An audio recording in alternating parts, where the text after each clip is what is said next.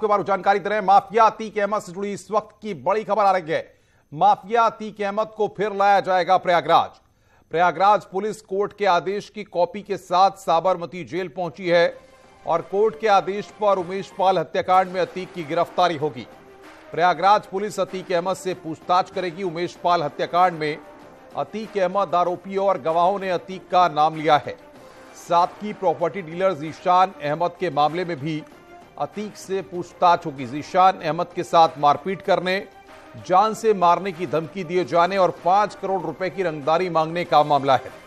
जीशान अहमद का 31 दिसंबर 2021 को करेली थाने में उस पर केस दर्ज है और इस पूरे मामले में अतीक अहमद को प्रयागराज लाया जाएगा। जीशान अहमद के मामले में फिर पूछताछ होगी। मारपीट, 5 करोड़ की रंगदारी का यह पूरा मामला है। कोर्ट के आदेश की कॉपी के साथ पुलिस यहां पर पहुंची है। तो बड़ी खबर इस वक्त हम आपको बता रहे हैं। इस वक्त की ब्रेकिंग न्यूज, उमेश पाल हत्याकांड से जुड़ी हुई इस वक्त की बड़ी खबर। जीशान अहमद के मामले में भी अतीक अहमद से पूछताछ होगी। मारपीट, 5 करोड़ की रंगदारी का यह पूरा मामला है जिसमें अतीक को फिर प्रयागराज लाया जाएगा। साबरमती जेल पहुंची है प्रयागराज पुलिस। कोर्ट के आदेश की कॉपी के साथ प्रयागराज पुलिस पहुंची है।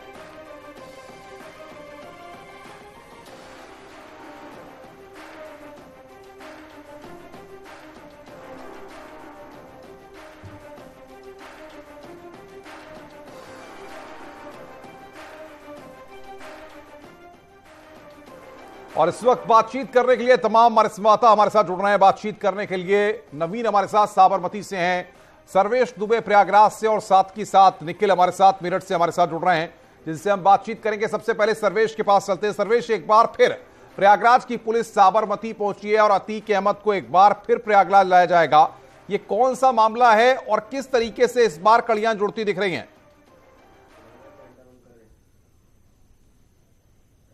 देखिए, अतीक अहमद से 2 मामले में पूछताछ प्रयागराज पुलिस को करनी है। एक मामला 31 दिसंबर 2021 का है जो कि अतीक अहमद के रिश्तेदार इमरान के भाई जीशान ने, जो प्रॉपर्टी डीलर है, उसने दर्ज कराया था और आरोप लगाया था कि उसे जान से मारने की धमकी दी गई और 5 करोड़ की रंगदारी मांगी गई। इस मामले में पुलिस को पूछताछ करनी है जिसकी वजह से पुलिस वहां पर पहुंची है। और दूसरा मामला उमेश पाल शूटआउट कांड का है जो कि 24 फरवरी का है, जिस उमेश पाल शूटआउट कांड में गोलियों से फायरिंग करके और बमबाजी करके हमला किया गया था जिसमें उमेश पाल की मौत हुई थी और साथ ही 2 सरकारी गनर मारे गए थे। बिल्कुल सर्वेश, मैं आऊंगा। नवीन हमारे साथ साबरमती से है। नवीन, प्रयागराज की पुलिस वहां पर पहुंची है, क्या अपडेट है? क्या अतीक अहमद को आज ही प्रयागराज लेकर ले जाया जाएगा या फिर बाकी किसी दिन लेकर जाया जाएगा? क्या जानकारी मिल पा रही है?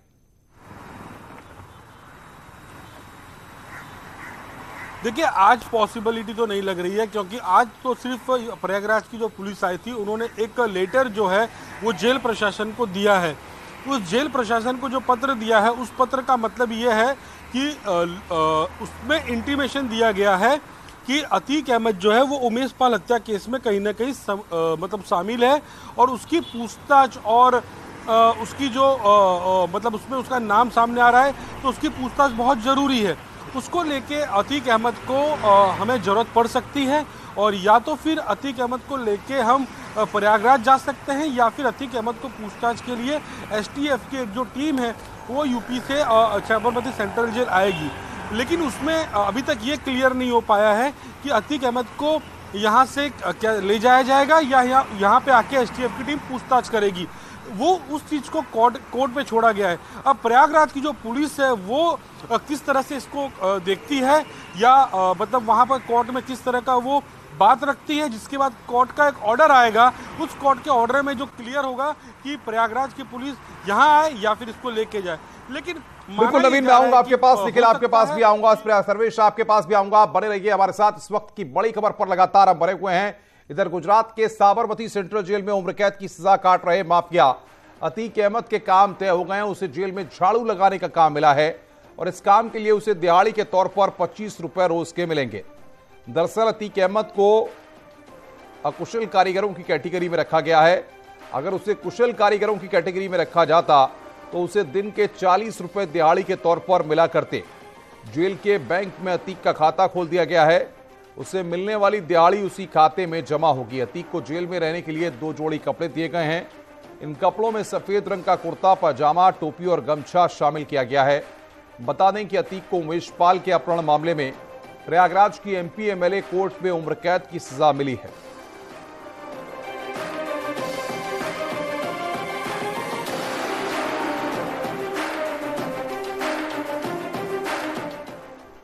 आगे बढ़ते हैं। उमेश शूटआउट कांड में अखलाक और शाहरुख को जेल भेजा गया है। दोनों को 14 दिन की न्यायिक हिरासत में प्रयागराज की नैनी सेंट्रल जेल भेजा गया है।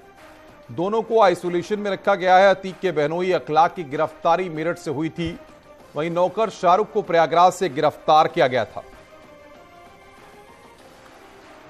तो दोनों को 14 दिन की यहां पर हिरासत में भेजा गया है। यह बड़ी खबर हम आपको बता रहे हैं।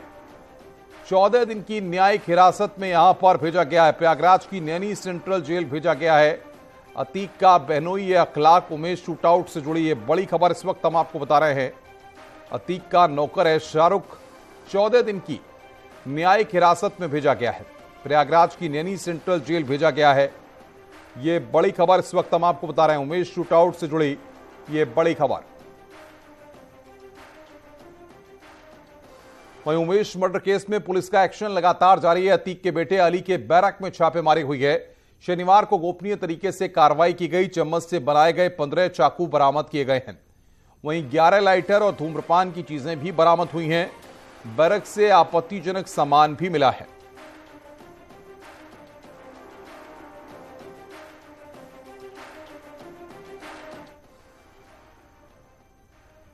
उमेश पाल हत्याकांड में पिछले करीब 1.5 महीने से शूटरों की तलाश में लगातार छापेमारी कर रही यूपी एसटीएफ और प्रयागराज पुलिस को बड़ी कामयाबी हाथ लगी है। पुलिस को अतीक के बमबाज गुड्डू मुस्लिम का वो फुटेज मिल गया है जिसमें उसने मेरठ में अतीक की बहन के घर पर पनाह ली थी। ये वीडियो 5 मार्च की सुबह करीब 6 बजे का है। सीसीटीवी में कैद गुड्डू मुस्लिम अतीक के बहनोई से गले लगते हुए भी दिख रहा है। पुलिस ने कल ही अतीक के बहनोई अखलाक को गिरफ्तार किया था।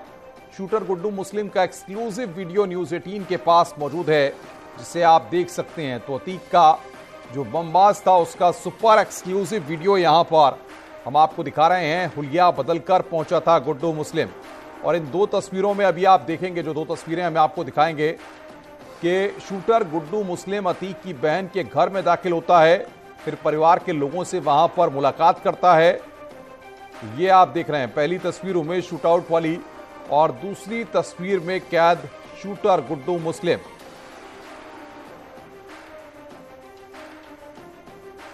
तो ये तस्वीरें इस वक्त हम आपको दिखा रहे हैं। अतीक की बहन का घर, गुड्डू मुस्लिम जिसमें दिख रहा है, और ये 3 तस्वीरें, इसमें पहली तस्वीर जो है उमेश शूटआउट वाली है और दूसरी तस्वीर में कैद शूटर गुड्डू मुस्लिम और तीसरी तस्वीर अतीक के बहनोई की,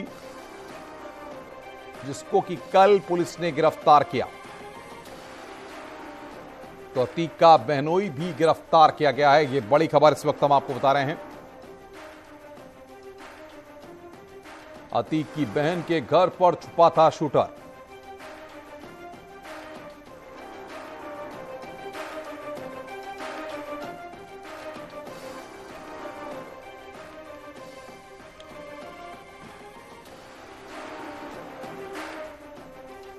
और सीधे रुक करते हैं ग्राउंड जीरो पर। निखिल अग्रवाल मेरठ से हमारे साथ जुड़ रहे हैं और साथ ही साथ सर्वेश हमारे साथ प्रयागराज से हैं। निखिल, जिस तरीके से घटना प्रयागराज में अंजाम दी गई और उसके बाद जाकर के मेरठ में पनाह ली गई, ये कहीं ना कहीं ये बताता है कि किस तरीके से पूरी प्लानिंग थी, पूरी रणनीति तैयार थी और किस तरीके से गुड्डू मुस्लिम ने पुलिस को चकमा देकर मेरठ में आके पनाह ली थी।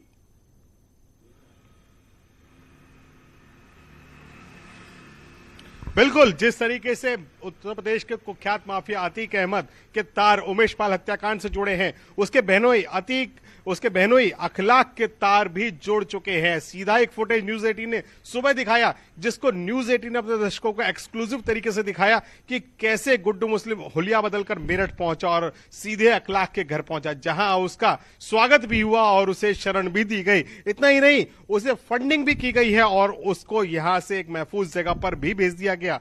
गुड्डू मुस्लिम वही आरोपी है जो इसने उमेश पाल हत्याकांड को अंजाम दिया है और उसके साथियों ने अंजाम दिया है। उत्तर प्रदेश पुलिस के लिए इन सबकी गिरफ्तारी चुनौती बनी हुई है। लेकिन अखलाक को गिरफ्तार कर लिया गया है। अखलाक के घर से वो डीवीआर बरामद किया गया है जिसमें वो सब फुटेज मौजूद थे, जिसमें गुड्डू मुस्लिम उसके घर पहुंचता है, वहां उसे नाश्ता कराया जाता है, उसका स्वागत किया जाता है और घर के वो लोग जो इस समय भी घर में मौजूद हैं, उन्हीं लोगों ने उसको नाश्ता कराया, उसको वहां पर स्वागत किया। यानी पूरी प्लानिंग थी। जिस तरीके से अखलाक उसके गले लगता है, यानी पहले से जानता था गुड्डू मुस्लिम को अखलाक, और प्लानिंग के तहत वो मेरठ पहुंचा, पनाह यहां पर ली और उसके बाद उसको महफूज ठिकाने पर पहुंचा दिया गया।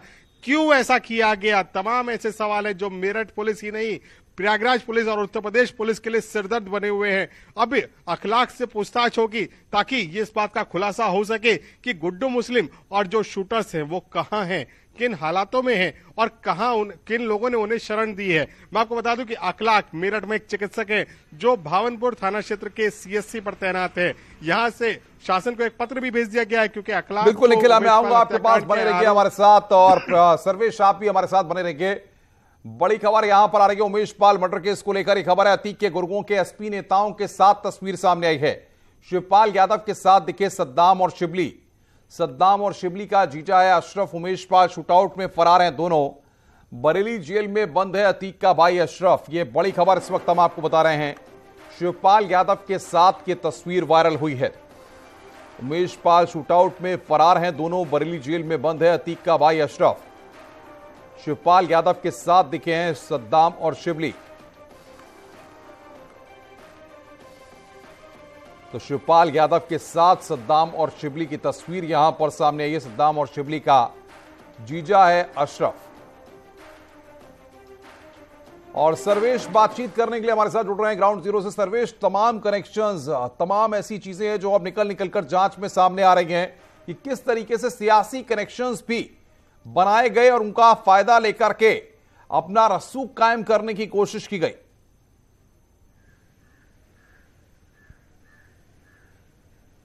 देखिए, निश्चित तौर पर उमेश पाल शूटआउट कांड को 1.5 महीने करीब हो चुके हैं, लेकिन इसके बावजूद लगातार इसमें नए खुलासे हो रहे हैं।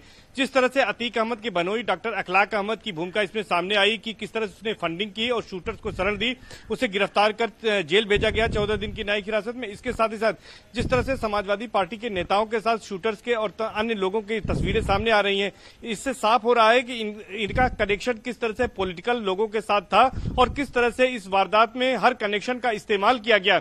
और यानी कि ये कहा जा सकता है कि न केवल ये शूटर्स पूरी तरह से फंडिंग से थे और पूरी प्लानिंग के तहत इन्होंने वारदात को अंजाम दिया, बल्कि इनके कनेक्शंस भी ऊपर तक थे और राजनीतिक लोगों ने भी इन्हें शरण दे रखी थी। और इसी के बल पर ये इस तरह की गुंडई, बदमाशी और आपराधिक वारदातों को अंजाम देते थे। तो पुलिस के लिए अब ये भी जांच का विषय है कि आखिर जिन लोगों के साथ इनकी तस्वीरें सामने आ रही है, उनके साथ इनके क्या कनेक्शन है और किस आधार पर इसमें ये पूरे उमेश पाल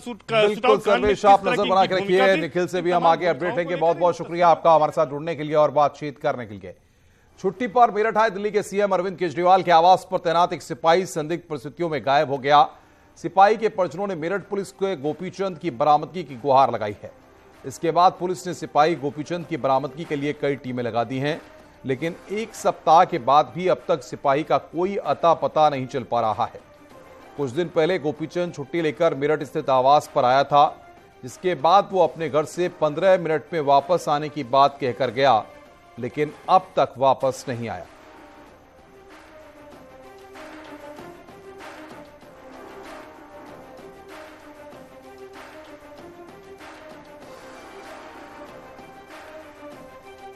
तो ये बड़ी खबर इस वक्त बता रहे हैं आपको। छुट्टी पर मेरठ में घर आया था गोपीचंद, लेकिन अब तक उसका कुछ भी पता नहीं लग पा रहा है। सरदना में स्थित घर से वो गायब हो गया।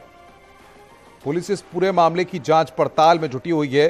पुलिस पता लगाने की कोशिश कर रही है कि आखिर वो कहां गया है और किस किस के संपर्क में वो आया है।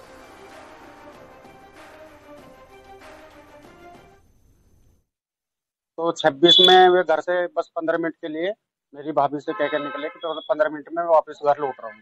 तो उसके बाद थोड़ी देर बाद ही फोन स्विच ऑफ हो गया। उसके बाद हमें कोई सुराग नहीं लगा भैया का। तो हमने तत्काल सूचना थाना सरदनों को दी। उन्होंने अपने ट्रेस वगैरह पर नंबर लगवा दिए गए, लेकिन आज 8 दिन हो गए, हमें कोई भैया का पता नहीं लगा है।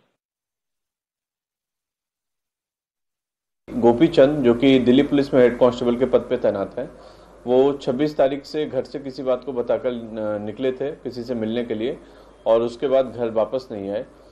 इनके द्वारा 30 तारीख को थाने पर सूचना दी गई थी और इसके संबंध में अभी गुमशुदगी जो दर्ज की गई है और उसमें जांच पड़ताल की जा रही है, सर्विलांस का सहारा लिया जा रहा है और जो भी अन्य तथ्य आएंगे उनसे अवगत कराया जाएगा। बुलंदशहर में पुलिस ने मुठभेड़ के दौरान एक इनामी बदमाश को गिरफ्तार किया है। पुलिस की गोली लगने से 10,000 का इनामी अनीस घायल हुआ है। घायल अवस्था में अनीस को जिला अस्पताल में इलाज के लिए भर्ती कराया गया है। इनामी बदमाश के कब्जे से एक बाइक, तमंचा और कारतूस बरामद हुआ है।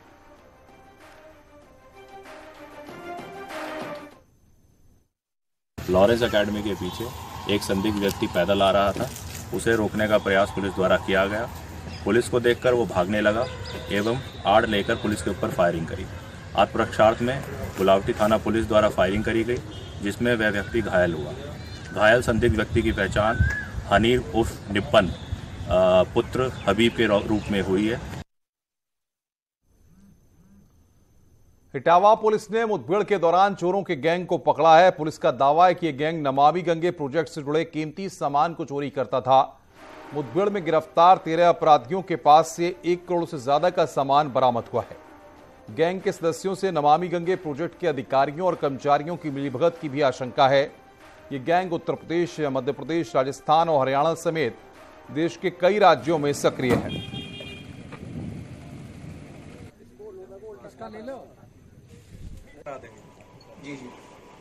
कि अभी इस मामले में एक प्राथमिक स्तर पर ये न्यूज़ है, तो प्राथमिक स्तर पर जो स्टेजेस आए हुए हैं उस आधार पर हम इतना कह सकते हैं कि कहीं न कहीं से मिलीभगत प्रथम दृष्टया प्रतीत हो रही है, जिस पर तफ्तीश जारी है और जल्दी हम इसको इस्टेब्लिश करके हम और भी इसमें सख्त कार्रवाई करेंगे। तथा यह भी मैं अवगत करा दूं कि इसमें निश्चित तौर से इनका जो इन्होंने जो माल कमाया है, धनार्जन किया है, इसमें कठोरतम कार्रवाई गैंगस्टर एक्ट करते हुए हम इनसे माल रिकवरी 14 गैंगस्टर के तहत भी करेंगे।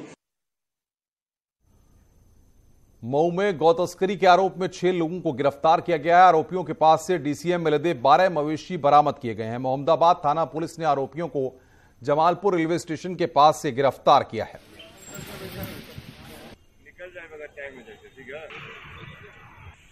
पूरा मामला यह था कि एक जो है डीसीएम छोटी ट्रक यूपी 82 80 34 43 करा की तरफ से आ रही थी। तो जो जमालपुर रेलवे क्रॉसिंग है वहाँ पर हमारे पुलिसकर्मियों ने उसको रोका, तो उसमें 5 भैंस और 5 गाय और 2 बछड़े जो है वो बड़ी ही क्रूरतापूर्वक लाद कर ले जाए जा रहे थे, और जिसमें बछड़े काफ़ी जख्मी हालत में थे।